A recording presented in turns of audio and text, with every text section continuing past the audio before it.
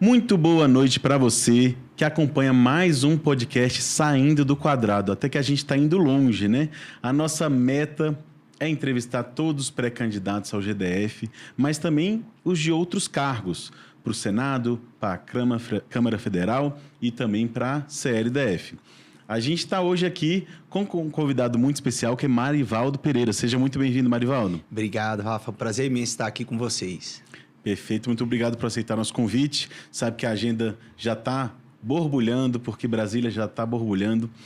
Essa produção é a produção aqui no Arco Coworking, que é um ambiente de muita efervescência da economia criativa. Então, a gente agradece muito também de estar com esse estúdio aqui, podendo fazer nossas produções.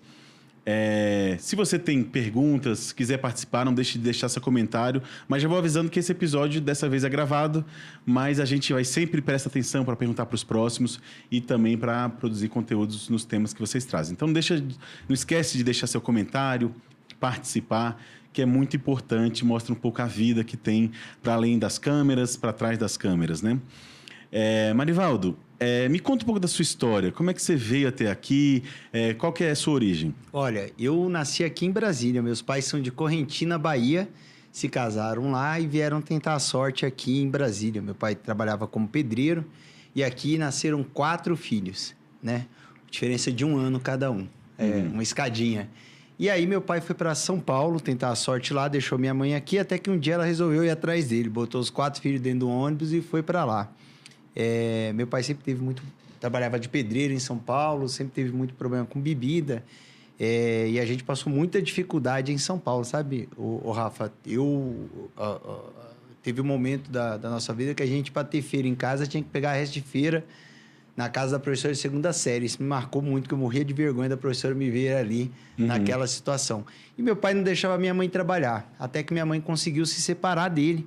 E o juiz obrigou ele a construir um barraco para a gente no mesmo terreno, um terreno ocupado que ele comprou lá. Aquela decisão de poder dividir, né? Então... Exato. Falou, faz um barraco para ela lá. O juiz nem mandou dividir. Deveria, hoje em dia, olhando a decisão do juiz, juridicamente falando, ele estava muito errado. Só mandou construir um barraco. Ele construiu um barraco bem meia boca, mas minha mãe foi lá, conseguiu sua liberdade, digamos assim, foi criar os 4 filhos. Trabalhava muito como diarista, levava roupa para casa para lavar, passar... mas criou com muita dignidade os 4 filhos. Dali para frente, eu nunca precisei pegar resto de feira, graças ao trabalho, ao esforço da minha mãe.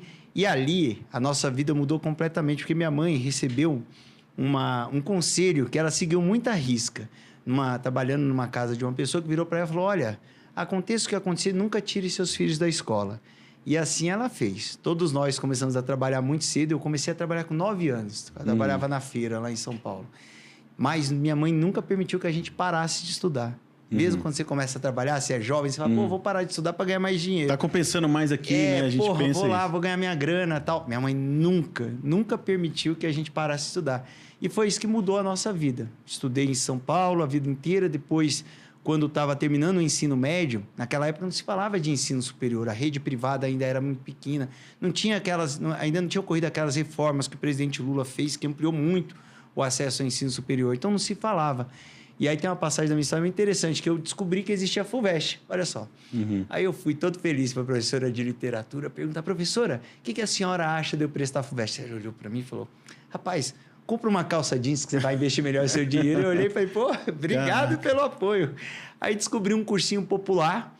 Falei, vou meter as caras, vou fazer. Conciliar com o trabalho. Trabalhava numa concessionária de caminhões à época. E aí me desdobrei para fazer, ia andando para o trabalho para economizar vale transporte, a época era vale transporte. Chegava na 2ª aula, porque era longe, mas fiz o cursinho, prestei vestibular da USP. Só me inscrevi na USP, falei, estou trabalhando, estudando pra caramba, vai dar certo. Rapaz, mas tomei uma porrada, eu não passei nem da primeira fase, cara, nem da primeira fase. Eu lembro até hoje, eu deitado no sofá de casa, pensando assim, minha mãe... O que aconteceu, filhote? Você não tinha passado na USP? Falei, não, mãe. Eu passei no cursinho popular do Grêmio Politécnico da USP. É pertinho, mas não é. E ali, ouvindo Racionais, Negro Limitado, eu decidi que eu ia contrariar as estatísticas, que eu ia passar na USP, custasse o que custasse. Comecei a estudar no dia seguinte, ralei pra caramba, prestei o vestibular no ano seguinte, prestei para 4 universidades, decidi que eu queria contrariar o sistema. Cara, no primeiro vestibular que eu fui fazer da Unesp, eram 4 dias de prova. Primeiro dia, pumba, fiz mais de 87% da prova, tava bem. Segundo dia, tô lá esperando o ônibus, cadê? Greve de ônibus, perdi a prova. Nossa. Pedi carona, saí no meio da rua, perdi a prova, falei, voltei, respirei fundo, o sistema tá tentando fazer com que eu desista, não vou desistir. Cara, lutei, eis que fiz o vestibular da USP na primeira fase, fui mandado embora quando eu fiz a primeira fase. Eu, meu Deus, e se eu não passar, como é que eu vou fazer? Segui estudando, aproveitei que tinha sido mandado embora, estudava o dia inteiro. Fiz a segunda fase e fiquei esperando. Até que aconteceu um dos dias que eu considero mais importantes assim, da minha vida. Estou eu lá no Sesc Pompeia, fingindo que estava estudando para concurso, mas não estava estudando, só pensava no resultado do vestibular. Uhum. Eis que a minha irmã chega, cara, numa garoa, eu lembro, garoando com guarda-chuva. Chega, irmão, o Magal, que era um amigo meu que prestou junto comigo. Magal ligou lá em casa, telefone fixo, né? O Magal ligou. Você passou? Eu, o quê? Eu passei? Não acredito, eu passei. Cara, eu saí disparado. Fui pro primeiro cursinho que tinha lá perto pra olhar a lista. E falei, tá lá, Tava lá seu nome. Tá lá meu nome. Que legal, que legal. Fui fazer matrícula, cara, lá na São Francisco. E aí eu cheguei lá, falei, eu só esperava alguém chegar e falar... Marivaldo, então desculpa, tem um erro aqui, não é você. Até eu Não estava sabendo que era verdade ainda. Até eu acreditar que eu estava naquele espaço, que eu podia chegar ali, o filho da diarista podia estar ali, demorou. E aí foi, cara, aí foi minha história. Fiz curso de Direito na USP. O que é o São Francisco? Explica. É o Largo São Francisco, que é o Direito da USP. O Direito da USP fica separado do campus da Universidade de São Paulo. Ele fica lá no centro, no Largo São Francisco, perto da Praça da Sé. Então, ali é a Faculdade de Direito do Largo São Francisco, que é o Direito da USP. Mas tem um negócio especial, né? Parece um pouco uma corte, pelos nomes que já passaram por lá. Sim. Tem um lance assim, você pensa em alguém de São Francisco, a pessoa já tá de beca. Exato. A minha impressão, assim, na minha cabeça. Explica um pouco, porque assim, tem personalidades muito grandes, assim, que, enfim, mudaram a história do Brasil, que passaram por lá. Como é um filho da classe trabalhadora chegar nesse espaço de elite, né?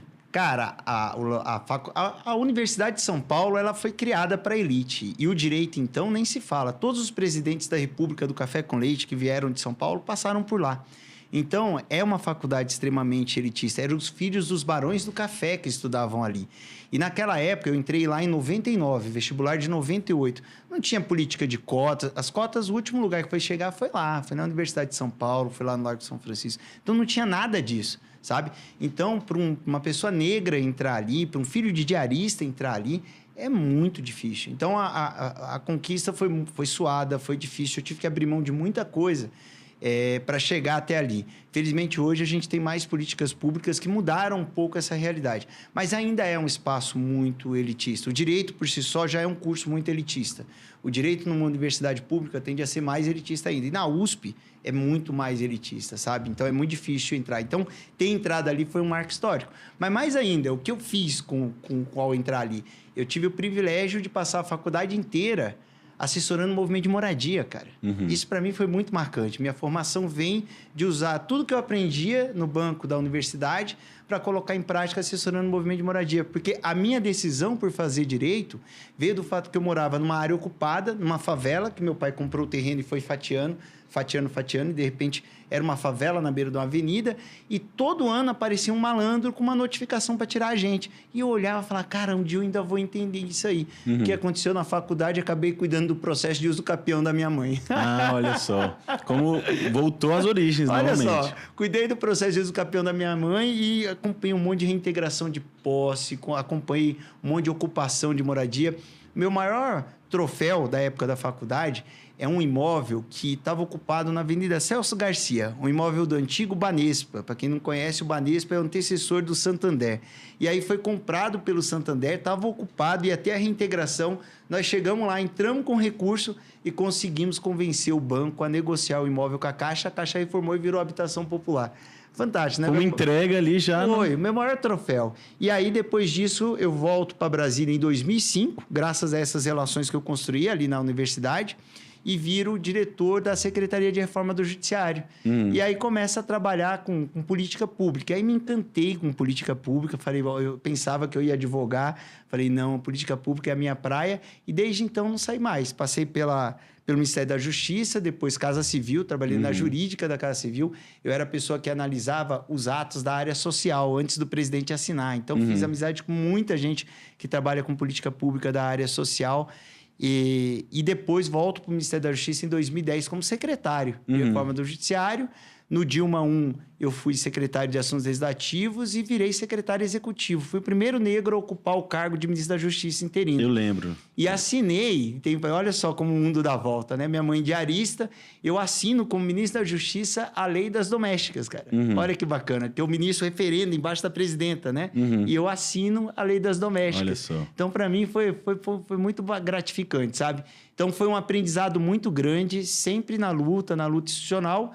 E depois disso, fui candidato ao Senado pelo PSOL, tive mais de 83 mil votos, fui candidato a distrital, sou primeiro suplente e agora sou pré-candidato a deputado federal e atuo, minha militância, além da militância institucional, como advogado popular. Você teve uma votação muito expressiva como candidato ao Senado, ali em 2018, né? Sim, porque na prática, essa construção institucional foi muito forte, sabe? Esse trabalho com a área social, e isso fez com que muita gente, muitos votos, inclusive petistas, votassem em mim. Isso foi muito gratificante, sabe? Como meu nome foi aceito pela população DF, pela população do campo progressista. Sobretudo porque a história, essa minha história, é a história que na periferia, eu cheguei muito na periferia, mesmo sem ter trabalho de base lá em 2018. Sabe por quê? Porque muitas mães sonham que o seu filho tem uma história como a minha. Elas olham e desejam aquilo, sabe? E aí poder votar numa pessoa que defende políticas públicas para que isso seja mais fácil. E, cara, o esforço que eu tive para chegar até aqui foi sobre-humano. E não tem que ser assim. Sabe? Não tem que ser assim. Um filho de diarista querer chegar numa universidade, ele não precisa passar pelo que eu passei. Não foi fácil. Passar por tantas barreiras, vencer o sistema, né? Vencer o sistema. Não foi fácil, cara. Olha, eu consegui canalizar toda aquela energia adolescente para esse objetivo.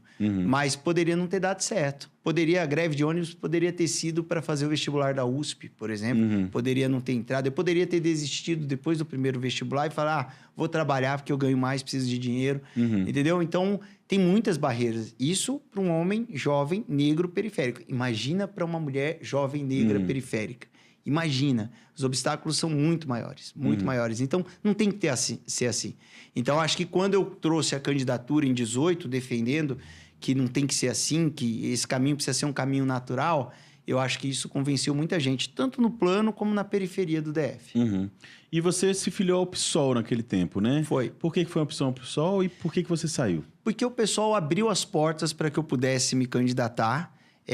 Fui para o PSOL, sempre mantendo uma relação muito boa com o PT, talvez até mais próxima com o PT.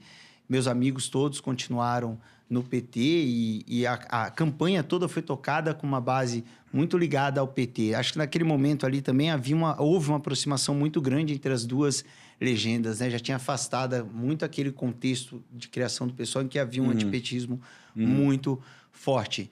E aí e aí eu construí minha vida ali, porque abriu a janela para que eu pudesse me candidatar e começar a minha carreira política. Por isso que eu fui para o PSOL. Aí, você, inclusive, chegou a ser presidente do PSOL. Cheguei a ser presidente do PSOL DF. Fui presidente do PSOL DF. E aí, agora, a volta, o retorno se dá porque eu me convenci de que não tem outro caminho nesse momento histórico para frear o avanço da extrema-direita que não seja o fortalecimento do Partido dos Trabalhadores. Aliás, até torci muito para que acontecesse a federação entre os dois partidos, porque a gente vive um momento histórico extremamente sensível. Extremamente sensível. E o grande instrumento que a classe trabalhadora teve no Brasil para frear o avanço da extrema-direita e até a ruptura democrática foi o Partido dos Trabalhadores. Então, eu não vejo outro caminho para barrar esse avanço extremista no Brasil do que fortalecimento do Partido dos Trabalhadores. Isso voltei e eu estou muito feliz com o meu retorno ao Partido dos Trabalhadores, a forma como eu fui recebido pela militância e a forma como eu venho sendo tratado, me sinto em casa, sabe? Muito em casa no Partido dos Trabalhadores. Tem um lance, você ficou falando assim do momento histórico, né? O tempo é uma coisa muito, muito imperativa, né? Ele nos atropela, se você não estiver junto com ele ali, né? E eu acho que a eleição de 2022 foi muito marcada por uma escolha, né, de civilização ou barbárie quase, né? Sim. Porque a gente sabe que o que estava em jogo ali era a democracia, era, enfim, conceitos básicos como a vacina, conquistas básicas como a vacina, o SUS e outras, né?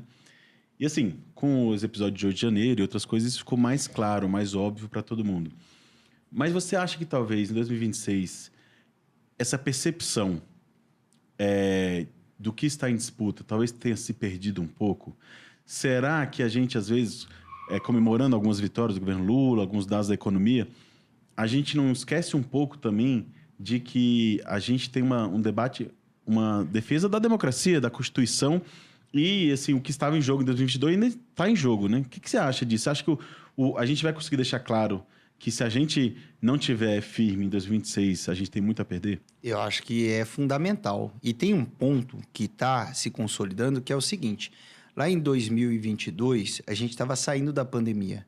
E acho que ficou muito marcante para cada brasileiro. Não tem ninguém que não tenha perdido alguém próximo. Foi muito triste para a população. O país estava, o mundo estava triste. O país ainda mais triste, porque quem deveria estar comandando o combate à pandemia estava tirando sarro de quem estava morrendo no hospital. Então, muita gente não esqueceu daquilo.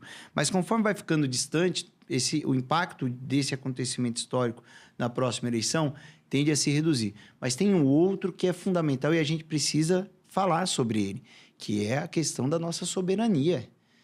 Há no bolsonarismo um movimento firme e consolidado de submissão do nosso país aos interesses norte-americanos. Como nunca houve. Veja, isso é inédito, porque a ditadura militar tinha um componente nacionalista muito forte. Exatamente. Muito forte. Veja, os extremistas da direita agora são abertamente submissos. Uhum. Veja, aquela bandeira que foi estendida lá na manifestação em São Paulo, no MASP, deixou isso muito claro. A fuga do deputado Eduardo Bolsonaro para os Estados Unidos deixou isso muito claro. Não, e o Trump ajuda muito a gente porque ele é muito aberto nas suas intenções, Sim. né?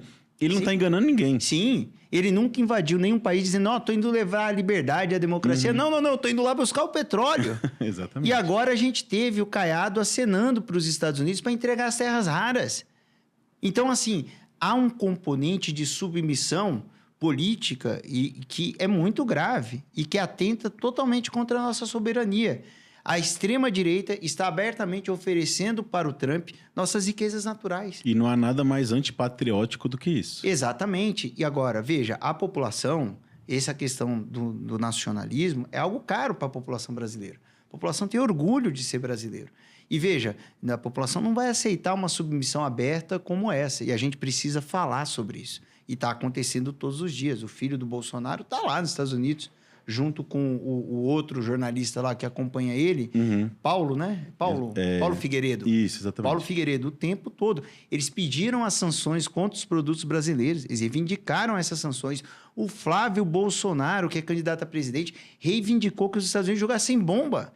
Imagina como um senador da República pode reivindicar que outro país descarregue bombas sobre a sua população. Exatamente, é um absurdo. Isso é uma coisa assim, isso é algo, é um crime contra a nossa pátria, contra a nossa soberania. E eles estão falando isso abertamente. Então a gente vai ter um desafio muito grande de fazer esse debate com a população. E vale destacar a postura do presidente Lula.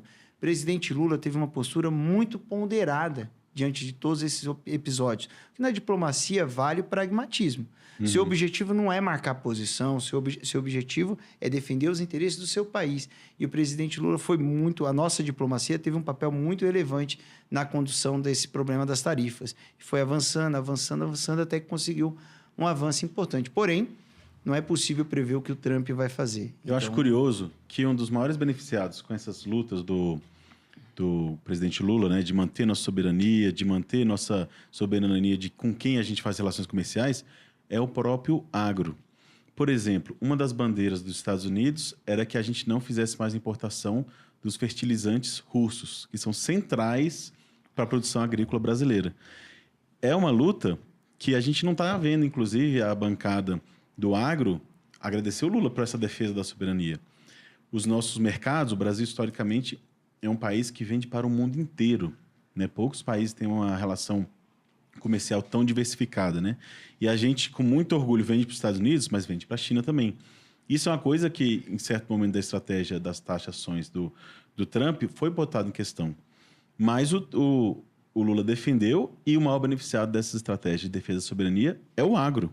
Isso é uma coisa que a gente esquece e que a gente tem que relembrar. Porque se a gente tivesse abrindo mão desses mercados e dessas compras de outras áreas também, mas dos fertilizantes, a gente estaria em situação econômica bem pior, né? Sem dúvida. Agora, a gente pode ir mais atrás na história. Quem mais ganhou dinheiro com as gestões do presidente Lula? Foi o grande empresário. Uhum. O desenvolvimento econômico do Brasil beneficiou os mais pobres, mas beneficiou muito mais o topo da pirâmide. Eles ganharam muito dinheiro, mas mesmo assim, eles elegeram Jair Bolsonaro. Eles embarcaram em Jair Bolsonaro e financiaram uma tentativa de golpe. Isso é muito assustador. Mas por quê? O que explica tudo isso? A boa e velha luta de classes. Uhum. Se eu estou ganhando e só eu estou ganhando, tá ótimo, maravilhoso, é por aí que eu vou. Mas se eu estou ganhando e a base da pirâmide também está ganhando, eu não vou. Se a base da pirâmide começa a se aproximar de mim, eu não vou. E aí você começa a ver um movimento de dizer que o Flávio Bolsonaro é moderado. Uhum. Onde que Flávio Bolsonaro é moderado, gente? Logo ele, né? Onde? O cara defendeu que o Trump jogasse bomba na Baía de Guanabara. Uhum. Outro dia. Então, assim, isso é muito... Assim, o que explica tudo isso? Explica as batalhas que a gente teve para acabar com a fome, as batalhas do Bolsa Família. Veja, sempre se fala muito de gasto público no Brasil. Sempre. A imprensa adora falar, o mercado também tem que controlar a dívida e tal. Maravilha. A Haddad arregaçou as mangas e falei, bora, vamos cortar subsídio. Não, tem que cortar o Bolsa Família. Gente, o Bolsa Família perto de subsídio é nada. Vamos cortar subsídio para a empresa. Vamos cortar dinheiro de empresário. Vamos fazer com que empresário grande comece a pagar imposto. Olha a batalha que foi. Olha a batalha que foi para a gente avançar nisso. Exatamente. E aí, felizmente, o Haddad foi muito bem sucedido junto com o presidente Lula. A gente viu um avanço na inclusão do rico na tributação inédito, que o Partido dos Trabalhadores e toda a esquerda sempre reivindicaram. E a gente conseguiu, mesmo com uma situação tão complicada como essa, a gente conseguiu esse avanço, colocar o rico na tributação e manter o pobre no orçamento. Porque a defesa era, precisamos cortar gastos, tira o pobre do orçamento e continua dando dinheiro para o rico. E isso a gente está tentando reverter, mas tem muito mais coisa que a gente precisa fazer. Falando um pouco das suas pautas, coisas que você traz, você também tem uma atuação, uma discussão sobre segurança pública. Sim. O que você acha que a Câmara Federal pode trazer e o que o mandato, que se você conseguir ser eleito, o que você traria? Olha, a primeira coisa é urgente a gente trazer alguma racionalidade para o debate sobre segurança pública. O debate sobre segurança pública ainda está contaminado pelo negacionismo que tomou conta da gestão Bolsonaro. A gente viu o negacionismo aberto na área da saúde, na área da ciência. Imagina, todas as pesquisas tiveram seus investimentos cortados, as universidades foram atacadas, negacionismo histórico, a gente viu negacionismo em todas as áreas. Mas, com a chegada do presidente Lula, a gente conseguiu interromper em várias áreas. Mas na segurança pública a gente ainda não conseguiu interromper. Há um negacionismo que prevalece na linha de que quanto mais violento o Estado, maior a segurança pública da população. Vamos pegar só os fatos recentes, não vamos nem pegar antigo. O que aconteceu com aquela médica no Rio? É essa política da violência de Estado. O que aconteceu todos os dias, teve em São Paulo agora também, mais um caso de violência policial que levou à morte de pessoas totalmente inocentes. Essa lógica não resolve. Então, a gente tem que levar uma racionalidade. Ao invés da operação do Alemão, eu quero mais carbono oculto. Uma operação que pega aquilo que é central para a organização criminosa, que é o dinheiro. É o dinheiro. Ao invés da operação do Alemão, eu quero as operações das Forças Integradas de Combate ao Crime Organizado, que a Polícia Federal vem fazendo com os estados e vem dando resultados super positivos, sem que policiais morram, sem que trabalhadores e trabalhadoras morram, sem que crianças sejam mortas. Eu só queria um parênteses nisso. Me explica o que foi o carbono oculto. O que ela, de fato, atacou estruturalmente o crime e por que isso é uma conquista relevante do governo e dessas ações de segurança pública? A Carbono Oculto foi uma operação que causou uma irritação gigantesca na base bolsonarista em São Paulo. O governador Tarcísio ficou muito incomodado com essa operação.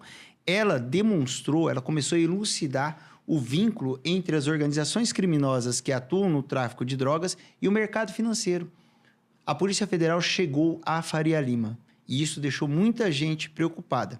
Vou te dar um exemplo. Quando a gente apresentou o PL antifacção na gestão do ministro Lewandowski, o presidente da Câmara, Hugo Mota, designou o Derrite para ser relator. O Derrite saiu correndo lá de São Paulo, largou a Secretaria de Segurança Pública para relatar o PL antifacção. Sabe o que ele fez no primeiro relatório dele? Ele tentou condicionar a atuação da Polícia Federal ao aval dos governadores. Ele tirou todo o recurso que a Polícia Federal tinha para atuar. Ou seja, ele fez um relatório que, a pretexto de combater o crime organizado, tinha como objetivo central impedir a atuação da Polícia Federal. A Polícia Federal ia ter que pedir licença para o governador. Exatamente. Ou seja, se a Polícia Federal fosse fazer uma operação que incomoda o governador, é óbvio que o governador vai aceitar. Mas, se fosse acontecer uma operação, ela obrigatoriamente tinha que informar as polícias locais. Imagina uma situação como essa. Imagina uma operação contra o TH Joias no Rio de Janeiro se a Polícia Federal tivesse que informar a polícia local. Imagina uma operação contra aquele empresário que foi morto em Guarulhos, o Gritz Bar. Se a Polícia Federal fosse fazer uma operação contra ele, tivesse que informar a polícia local. 8 seguranças ligadas à polícia ele tinha. 8. E estava sendo extorquido por um delegado, 1 ou 2 delegados. Imagina. Então, o objetivo era impedir o avanço da Polícia Federal nas suas investigações. O próprio caso Marielle. Caso Marielle Franco, que só foi resolvido quando a Polícia Federal entrou e elucidou o quê? A participação de agentes públicos, deputados e membros da polícia. Exatamente. Então, veja, o objetivo, claro, houve um incômodo gigantesco na base bolsonarista quando a Polícia Federal chegou na Faria Lima. Muita gente ficou incomodada. E aí, esse caso se desdobrou para o Master, que veio a operação que demonstrou a relação de uma gestora de fundos, a REAG, com essas organizações criminosas. E aí, agora, a gente está se desdobrando e o que a gente tem? A junção da crise nacional com a crise local. Porque o que está aparecendo agora? Várias transações entre o escritório do governador ibanês e a REAG, que é vinculada ao Banco Master, que fazia uma série de picaretagens e que também movimentava dinheiro do tráfico de drogas. E temos que enfatizar a relação com o bolsonarismo também. Só para lembrar o caso, por exemplo, do Rio de Janeiro, né? Que o Cláudio Castro também tem várias coisas relacionadas no Banco Master e outros governadores também envolveram seus fundos de previdência. Então, é uma coisa estritamente ligado ao bolsonarismo e que parece que não se pode falar tanto isso, mas tem que falar. Sim, veja, quem que apresentou a emenda ampliando o volume de recursos que o FGC deveria garantir a pedido do dono do Banco Master, Daniel Vorcaro? O ministro da Casa Civil do Bolsonaro, foi o Ciro Nogueira. Ele apresentou a emenda que as mensagens mostram o Daniel Vorcaro comemorando, porque ele trabalhava totalmente com base nesse recurso, que não pertence a ele, pertence aos outros bancos. Então, veja, vai aparecer muito mais coisas. Eu acho que conforme a investigação da Polícia Federal avança, vai ficar evidenciado. E veja, tem mais coisa aí. O Banco Master, ele nasce do Banco Máxima. O Banco Máxima tinha sido impedido de fazer empréstimo consignado no INSS. E aí, ele, na gestão Bolsonaro, em 2019, ele procura um gestor do Banco Central, procura o governo e, de repente, pumba, ele começa a fazer o consignado. E aí, o que o nosso governo identificou? Que muitos desses consignados não tinham sido assinados pelos aposentados. E aí, o atual presidente do INSS suspendeu e bloqueou todos os pagamentos que seriam feitos ao Banco Master. Então, veja, é muito importante colocar que muita coisa foi feita no governo Bolsonaro para fazer com que o Master virasse o gigante que ele virou. E tudo isso está sendo desvendado no nosso governo, seja no âmbito do INSS, seja pela atuação da Polícia Federal e, principalmente, o Banco Central. Veja, o cara gastava 200 milhões numa única festa. Ele desviava dinheiro do banco para gastar 200 milhões numa festa. Como é que o Banco Central não viu isso? Como é que o COAF da época do Bolsonaro não viu isso? Isso é impossível. Todos os alertas teriam sido soados. Tem que ser apurado qual é o tamanho do envolvimento dos gestores da época do Bolsonaro, dessas agências, nesse escândalo. E é isso que a população deve cobrar. Sabe por que a população deve cobre? Eu faço questão de dar ênfase nisso. Porque nenhuma outra unidade da federação foi tão roubada nesse escândalo do que o DF. Ninguém perdeu mais dinheiro que o DF. Ah, não, mas o FGC foram lá mais de 40 milhões para arcar com prejuízo do Master. O FGC são 130 e poucos bancos que compõem esse dinheiro. 130 e poucos bancos. Aqui não. Só um banco nosso estimava assim 12, chegou a 6, agora estamos esperando o resultado da auditoria para ver se vai ficar em 6 bi mesmo. Estamos morrendo de medo de perder um banco nosso que é fundamental para a implementação de política pública. Brasília. E veja, o tempo todo a gente lutou contra isso. O PT e os demais partidos de esquerda lutaram contra a compra do Banco Master pelo BRB. A gente não queria, né? Mas a gente tá com cartaz de... Eu avisei, né? Pois é. A gente não queria estar com esse cartaz. E quem que veio a público xingar a gente? Quem foi? Lembro. Ibanez e Celina. O tempo todo defendendo a compra do Master pelo BRB. E aí, o que a gente descobriu depois? Por que eles queriam fazer essa compra? Porque eles queriam esconder as compras que o BRB tinha feito do Master, de um monte de título podre. Era isso. O objetivo da compra era transformar num banco só, mistura tudo e aí não vai ter como enxergar. Agora, o que a gente quer saber é o que Ibanez ganhou para defender a compra do Banco Master pelo BRB. Eu, como cidadão do DF, exijo essa resposta. E eu quero que a Polícia Federal me dê essa resposta. E essas transações da REAG, que é ligada ao Master, com o escritório do governador?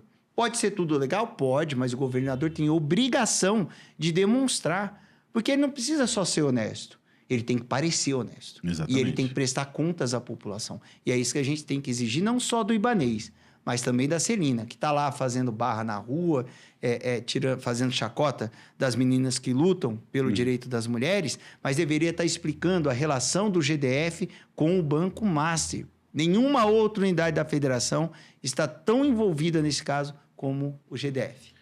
E como que a esquerda às vezes, dizem que a esquerda tem dificuldade de lidar com a pauta da segurança pública. Você estava listando como você acha que a esquerda pode enfrentar. Você pega essa missão um pouco para si de tentar trazer esse pauta da segurança pública sempre para as agendas da esquerda? Eu acho que a esquerda tem muito o que falar sobre esse tema e fala muito pouco. E vou começar a listar. Vou listar aqui algumas coisas que foi a esquerda que fez e que a gente deveria colocar como realizações na área de segurança pública. Polícia Federal, que a gente conhece hoje, foi o presidente Lula que montou. Quando, no governo Fernando Henrique, caíram vários ministros da Justiça, um atrás do outro, ficavam meses só no Ministério da Justiça por causa da Polícia Federal.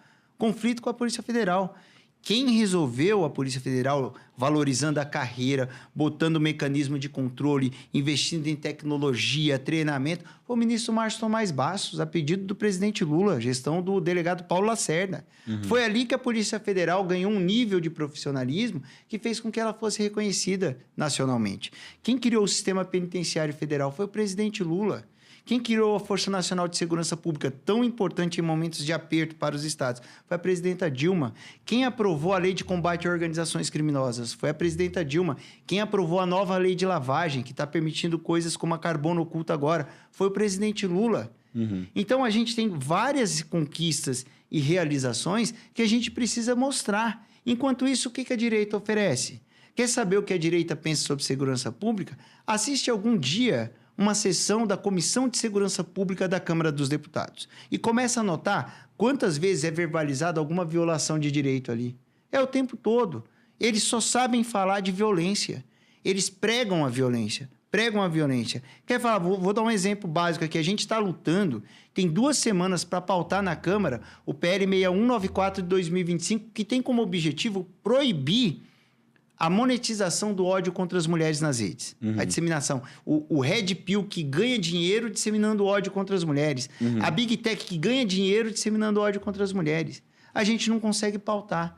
Por quê? Porque o partido da Michele Bolsonaro, que se diz defensora das mulheres, não deixa. Não admite nem que seja discutido. A gente não consegue discutir. E a gente sabe muito bem que, por mais que a gente vista na polícia, por mais que a gente crie sala lilás, por mais que a gente vista na defensoria, eu não vou enfrentar o problema da violência contra a mulher se eu não cortar aquilo que está disseminando essa violência, que está naturalizando essa violência, que está incentivando esse tipo de violência. Esse é um exemplo de visão que a gente tem de enfrentar o tema com racionalidade e o outro lado segue na irracionalidade. Então, outra política importante que eu gosto muito de defender, câmeras corporais nos agentes de segurança pública. Essa é uma política pública que foi implementada em vários estados, mas eu gosto de citar o exemplo de São Paulo. Foi um dos exemplos mais bem-sucedidos. Foi a direita que implementou. Veja, essa política fez com que o número de pessoas mortas em operações policiais em São Paulo caíssem de mais de 700 para menos de 300. Quando o governador Tarcísio, eleito pelo Bolsonaro, chegou no governo, qual foi a primeira coisa que ele prometeu? Acabar com essa política. E ele acabou com a política. Ele acabou. Ele mudou, acabou com a gravação ininterrupta. Hoje, São Paulo está com mais de 600 pessoas mortas em operações policiais. E quem é que morre? Morre o trabalhador, morre a trabalhadora, morre a criança e morre também o policial. Porque quando a polícia mata muito, o policial morre muito também. Ou morre na operação, ou acaba se matando. Muitas vezes o índice de suicídio entre os policiais é muito grande. O STF tinha insistido para manter o programa. Como é que ficou no final? O STF autorizou o modelo adotado por São Paulo. São Paulo manteve as câmeras, mas mudou o modelo de gravação.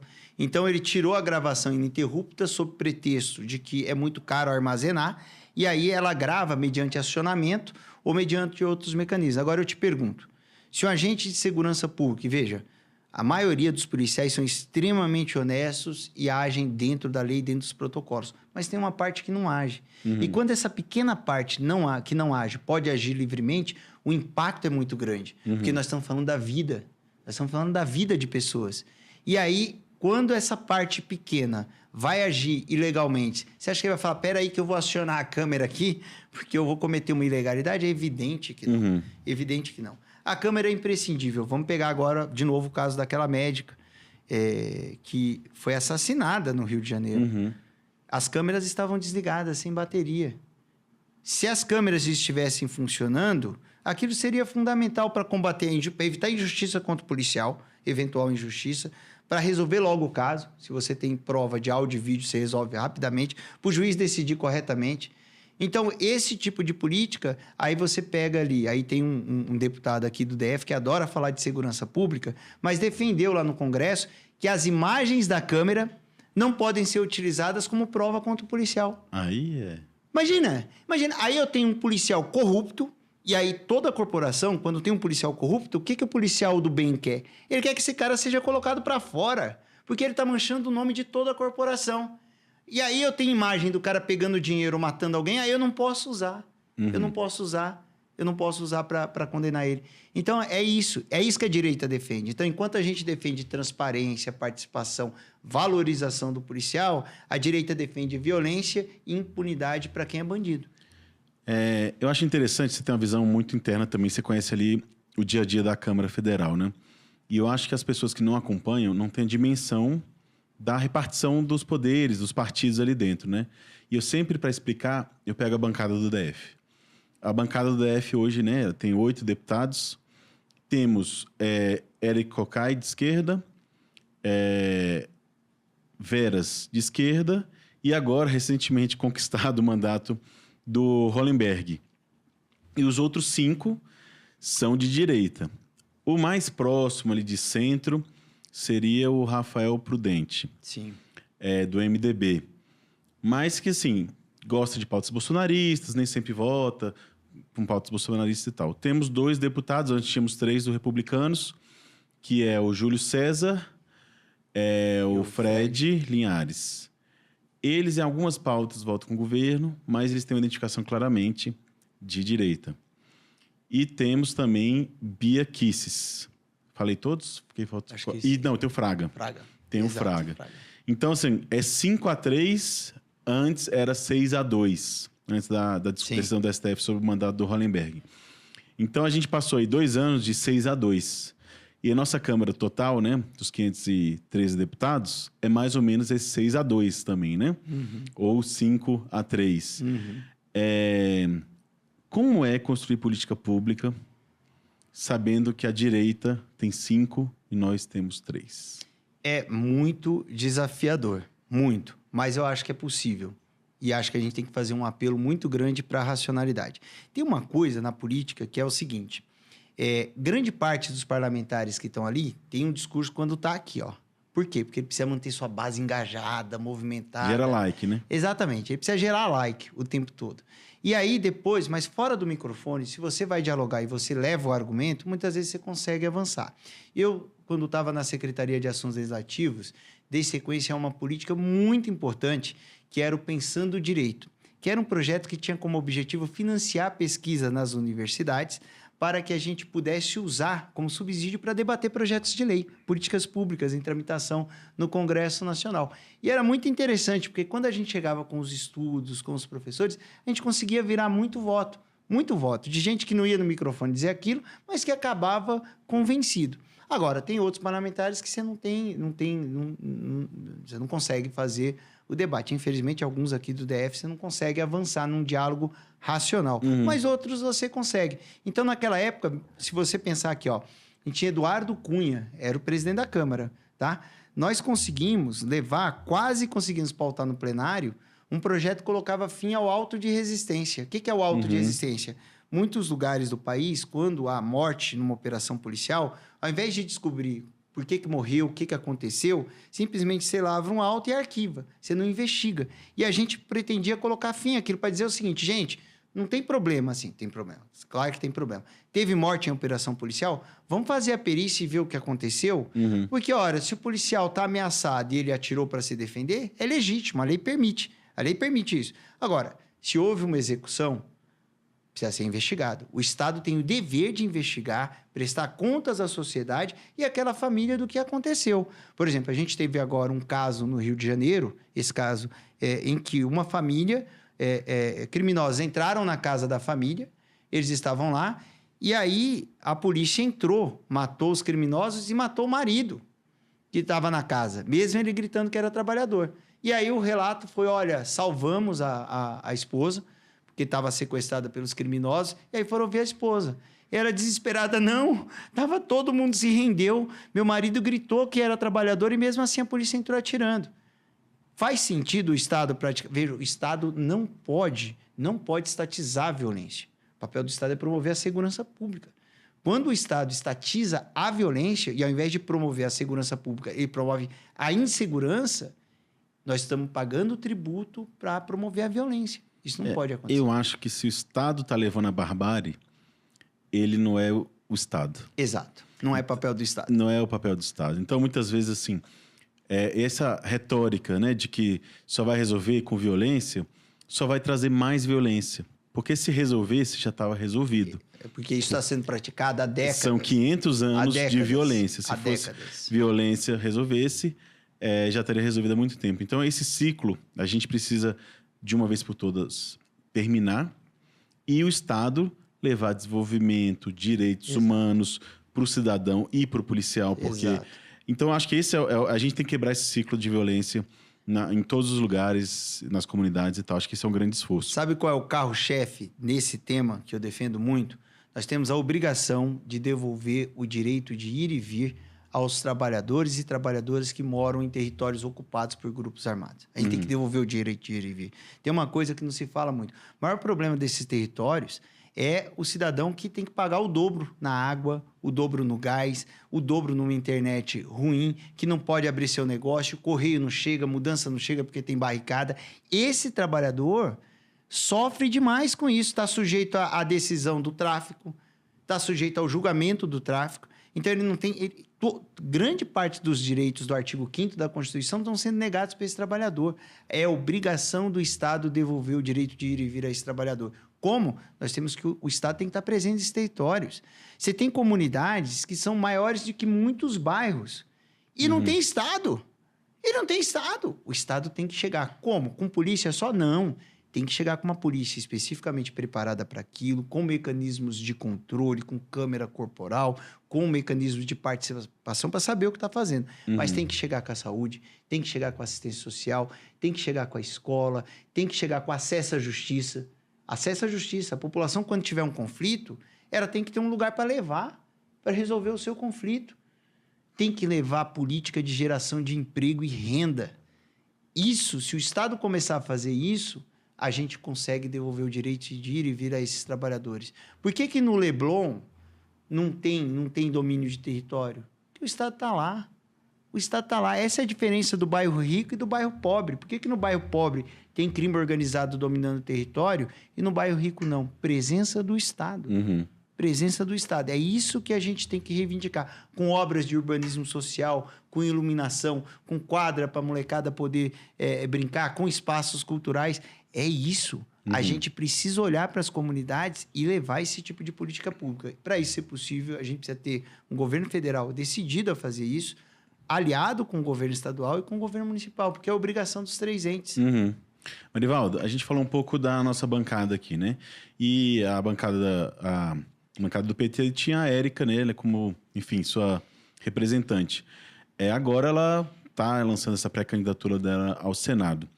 Como é que você vai ver esse desafio do PT fazer, né, sua chapa, montar sua chapa? Quem que a gente está aí de pré-candidato a deputado federal? E você acha que a gente vai conseguir manter ou ampliar? Como é que é a leitura de vocês para 2026? Olha, primeiro eu acho que a eleição, ela vai esquentar muito ainda. E acho que vai ser um cenário muito favorável ao PT. Porque as máscaras estão caindo. A máscara do Ibanez já caiu. Já caiu. O Ibanez está mais preocupado em se defender do que ele fez e para explicar o que ele fez do que com a candidatura dele. Só uma aspa sobre isso. Ele está em silêncio, né? Ele não fala, ele não se posiciona. E quanto mais ele posta versículo... Você já viu o Instagram dele? Ele todo dia bota um versículo. É um sinal que a coisa não tá boa. E eu fico assim, gente, mas por quê? Assim, não tenho nada contra isso. Mas assim, o versículo para ele é uma maneira de fugir da explicação que ele tem que dar pro povo. Isso não dá, né? E há quanto tempo a gente tem questionado o uso do BRB pelo Ibanez? Exatamente. Quanto tempo? Patrocínio do Flamengo, patrocínio de leilão, patrocínio, e de repente a gente a mansão do Flávio Bolsonaro. O financiamento da mansão do Flávio, aí o cartório escondendo, tarjando o documento que deveria ser público. Rapaz, é muita coisa, é muito tempo a gente vem denunciando. O auge, que ia ser a entrega total do BRB para o Master, para o Daniel Vorcaro, era a compra que ele tentou fazer. E que aí, segundo a divulgação da imprensa, né, vem informação de que quando o Banco Central disse que não ia aceitar, ele e o Daniel Vorcaro combinaram de ir para a guerra, de ir à guerra. Exatamente. Então ele estava muito decidido. Havia uma vontade muito grande ali, né, de entregar o BRB para o Master. Por quê? E ele foi corajoso, ele botou a cara, ele vestiu a camisa do Master mesmo, né? Isso é muito doido. Mas e aí assim, você fala, mas por quê? Por que uma dedicação tão grande a um negócio desse? Isso. E todo mundo já sabia que o Master era um banco quebrado. Quem é do mercado já falava disso, há muito tempo, que é estranho, esse cara tá ostentando desse jeito, é estranho. Já havia uma suspeita corrente de que esse cara desviava dinheiro do banco para ele, sabe? E aí, de repente, o governador, que certamente tem muito mais informações do que a gente, dá a cara para defender essa política pública. Eu digo desde o início... Ele e a Celina têm que responder sobre isso. E esse caso vai mudar o cenário eleitoral aqui no DF. E acho que a gente tem grande chance de eleger a Érica e eleger o Leandro Grazi. Com o desenrolar desse caso, porque as máscaras estão caindo. A população vai ver quem efetivamente são as pessoas. Porque, veja, não são só eles, não. Essa bancada que você mencionou, que é a base de apoio dele, defendeu também. Exatamente. Defendeu. Aprovaram na CLDF. Sob voto de protesto do PT, do PSOL, do PSB, entendeu? A gente lutou contra. Esses caras votaram a favor. Estão junto com o Ibanez nesse barco. Estão junto com o Ibanez. Então, as máscaras vão cair. Isso vai favorecer muito a eleição. A nominata no PT está em discussão. E eu fico muito feliz que tenha um processo de discussão, sabe? Dentro do PT. E é natural, sempre tem um processo de discussão do PT. Às vezes a pessoa que não é muito da política olha, nossa, mas tem muita discussão e tal. Isso é um sintoma de um partido democrático. E vivo, né? Porque partido que tem dono não tem discussão. O dono vem, decide e vral, já era. Isso é muito importante. E eu estou muito feliz que tenha esse debate no PT, porque isso gera uma concorrência positiva. As pessoas se desdobram para buscar apoio, para conversar, para estar em todos os lugares, para defender pautas. Isso é muito bom, isso é saudável, isso é o modelo correto de se fazer política, sabe? Então, hoje não tem ainda batido o martelo qual será essa nominata, mas o presidente Guilherme Sigmaringa tem se desdobrado para dialogar com os partidos parceiros para que a gente chegue a uma nominata mais forte possível, para que a gente possa reeleger o presidente Lula e dar um suporte importante para ele na Câmara dos Deputados. Uma das principais pautas nacionais aí que a gente tem é a escala 6x1. Você acha que é possível a gente conseguir aprovar isso na Câmara? Então, a 6x1 é outra pauta... O fim do 6x1. O fim da escala 6x1. é uma pauta extremamente importante e que nos remete a momentos históricos muito importantes da luta dos trabalhadores, da luta do capital contra o trabalho, do trabalho contra o capital. Se você pegar, e interessante que na internet os historiadores resgatam, né, esse debate, e a gente vê muita similaridade. Quando a abolição da escravatura, o mesmo discurso, vai quebrar a economia. Se você pegar o salário mínimo, vai quebrar a economia. Direito a férias, vai quebrar a economia. Direito ao 13º, vai... Não há nenhuma conquista da classe trabalhadora que não tenha enfrentado o mesmo discurso que está sendo utilizado pelo fim da escala 6x1. E isso, de fato, está gerando uma reação muito grande contra o posicionamento do nosso governo, mas acho que essa é a briga mais importante. É uma briga civilizatória e que só não entende assim quem nunca passou pela escala 6x1. Eu já trabalhei na escala 6x1. Já trabalhei meu primeiro emprego com carteira registrada aos 14 anos, quando podia começar com 14 anos, foi numa farmácia. Trabalhei numa farmácia.